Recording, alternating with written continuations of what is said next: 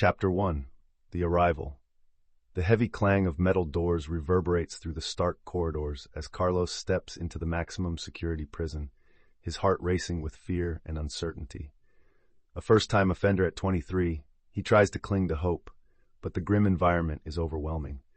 As the gates close behind him, he recalls the life he left behind, the laughter of friends and the warmth of family contrasting sharply with the cold sterility of his new reality. "This is it," he whispers to himself, trying to steady his nerves. Voices from other inmates echo around him, a mix of despair and calculated bravado. Some seem resigned, others defiant. Carlos feels like an outsider, yet a flicker of determination ignites within him. He yearns for redemption, convinced that this experience might lead to a better version of himself. The prison becomes his crucible, where survival instincts clash with a desire to reclaim his identity amid the chaos. Chapter 2. First Impressions. As the echo of metal doors fades, a mix of fear and anticipation fills the air among the new inmates. Carlos, still reeling from his abrupt transition, listens intently as other voices emerge, the terrified murmurs of men who, like him, are grappling with the harsh realities of prison life. They share half-formed thoughts and expectations, painting a picture of a stark environment fraught with tension. One inmate recalls his first night, the fear of the unknown swelling within like a storm, while another reflects on the crushing weight of loneliness that can seep into the soul. Tension intertwines with camaraderie as they bond over shared fears. Stripped of their freedom, they consider the psychological toll of confinement, how daily routines can fracture spirits, and how survival instincts begin to bubble beneath the surface. Within this raw vulnerability, the first seeds of resilience are sown, hinting at the profound connections that will shape their journey. Chapter 3. The Brotherhood of the Unseen. As the sun begins to set, casting shadows across the prison yard, we hear the unique cadence of Rita's voice, echoing the resilience of the only female inmate in a male-dominated wing. The ambient sounds of laughter mingle with muffled conversations, revealing a complicated tapestry of camaraderie among the inmates. Rita reflects on her arrival, the uncertainty of finding a place among hardened men, and the sharp pang of loneliness that often accompanies her reality. Yet, through shared meals and whispered secrets, she discovers an unexpected brotherhood. "In here, trust is as rare as hope," she states, her tone both wistful and determined. As the distant clatter of the yard fades into the background, Rita recounts forming alliances with those who, like her, navigate the thin line between survival and vulnerability. Their shared struggles become a bond, a reminder that even in the harshest of environments, compassion can flourish in the shadows. Chapter 4. Identity Struggles. In the harsh environment of the maximum security prison, Rita grapples with her identity as the only female inmate in a male-dominated wing. The ambient sounds of footsteps echo along the cold concrete floors, punctuated by the distant clang of metal doors.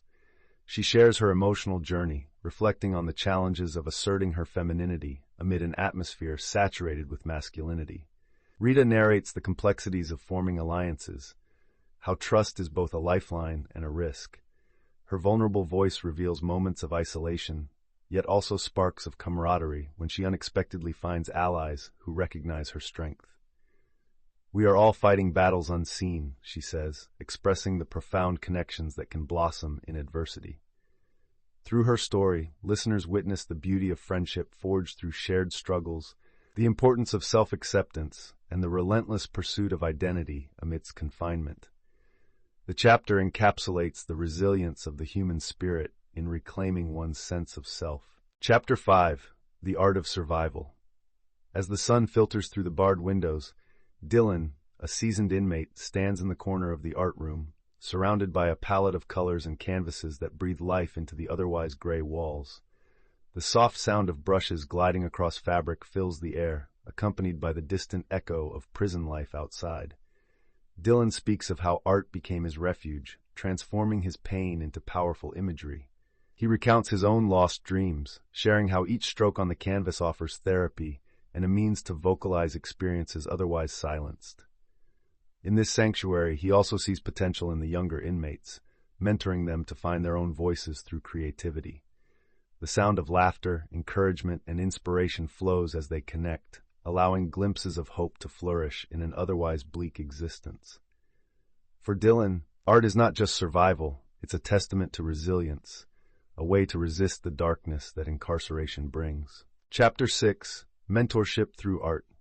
Within the cramped confines of the prison art room, Dylan finds purpose not only in his own creations, but in mentoring those around him.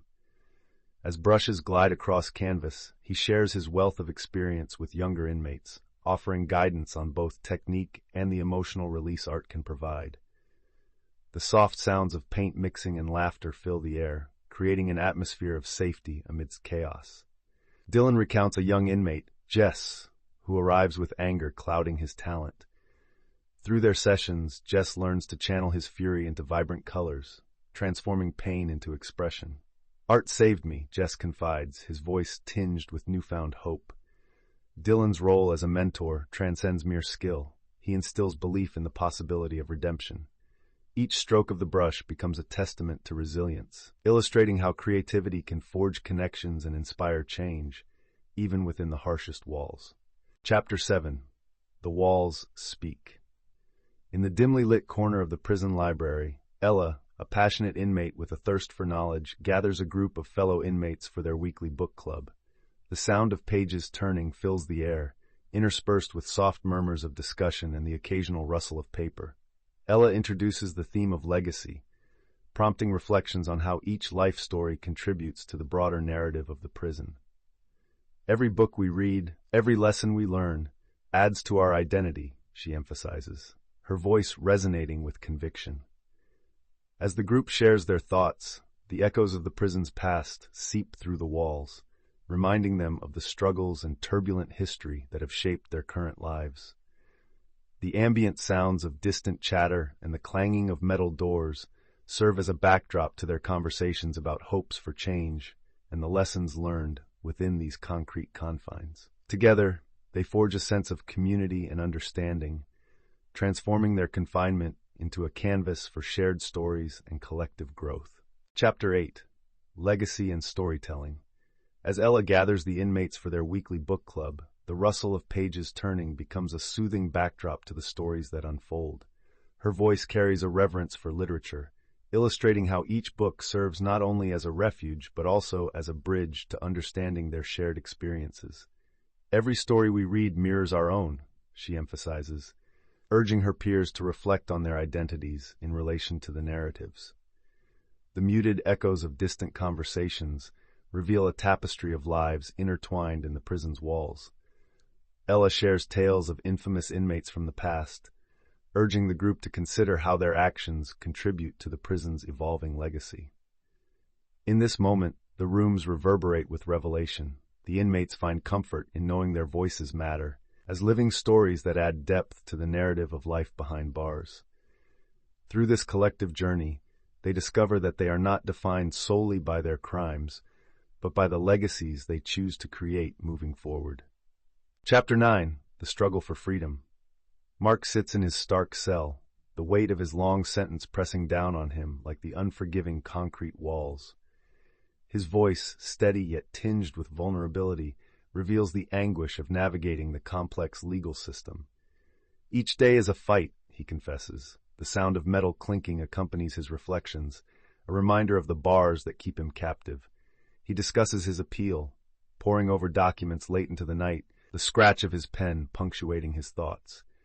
Emotions swell as he shares how he yearns for justice and the hope that persists beyond the walls. "I want my children to know their father is fighting for them," he states, a mix of determination and despair evident in his tone. His story intertwines with the echoes of fellow inmates, each voice a reminder of the shared struggle for freedom, as Mark's steadfast hope casts a glimmer of light amidst the shadows of confinement. Chapter 10: Letters of Love. As the sun sets behind the prison walls, Mark settles into his small cell with a pen and paper, eager to share his thoughts with the outside world. The sound of his pen scratching against the page fills the silence, creating an intimate atmosphere that envelops listeners. He reads aloud excerpts from letters penned by his family, words filled with love, encouragement, and heartbreaking longing. Each letter bears the weight of separation, infused with shared memories and dreams for the future. Mark reflects on the emotional turmoil these letters evoke, illuminating the bond that persists despite the distance. He recalls the warmth of his daughter's laughter, the scent of his wife's cooking, and the laughter shared during family gatherings, now mere echoes in his mind. In this poignant moment, Mark's vulnerability lays bare the deep connection that withstands even the harshest confines, reminding us that love and hope can transcend the most formidable barriers. Chapter 11. Finding Faith. As the sun sets behind the prison walls, the sounds of evening prayers rise from various corners of the yard. Inmates gather in small groups, sharing beliefs that connect them beyond their confinement. Rita reflects on her initial skepticism towards faith, admitting it felt like a distant concept until her incarceration. Through whispered discussions and shared rituals, she discovers a communal strength that transcends their circumstances. Dylan, seated nearby, shares his experiences with spirituality, expressing how it became his anchor in solitary moments. It's about hope, he says, his voice steady, a belief that something greater exists. In this space, inmates exchange stories of redemption and forgiveness, using faith as a balm for their wounds. The ambient sound of soft murmurs and the occasional rustle of prayer beads creates an intimate atmosphere. Here, amidst despair, faith offers a flicker of light, reminding them that even within these walls, the human spirit can find solace and strength. Chapter 12. The Daily Grind. As dawn breaks, a harsh buzz fills the air, marking the start of another monotonous day behind bars. Inmates shuffle out of their cells, the clang of metal doors echoing throughout the corridor. The sounds of footsteps resonate against the concrete walls, paired with the distant chatter of voices that mingle with the rattling of breakfast trays being distributed.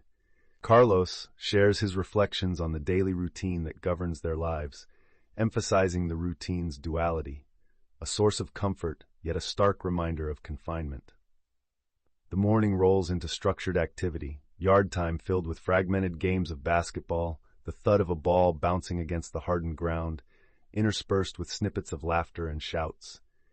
Yet, amidst the grinding routine, moments of connection emerge. Inmates exchanging stories during lunch, voices overlapping in familiar camaraderie. It's a daily rhythm of survival, marked by small victories and the enduring human spirit. Chapter 13. Dreams Deferred. In this poignant chapter, inmates gather in a small, dimly lit room, each taking a turn to share their dreams and aspirations for life beyond the prison walls. The sounds of soft murmurs and shuffling feet create an intimate atmosphere as raw emotions fill the air. Carlos expresses his longing to reconnect with his family, dreaming of barbecues and laughter. Rita shares her desire to advocate for women's rights, inspired by her experiences in prison. Dylan envisions a future where his artwork graces galleries, a testament to resilience and creativity born from confinement. As Mark speaks about his wish to mentor at-risk youth, the connection among them deepens, transcending their current circumstances.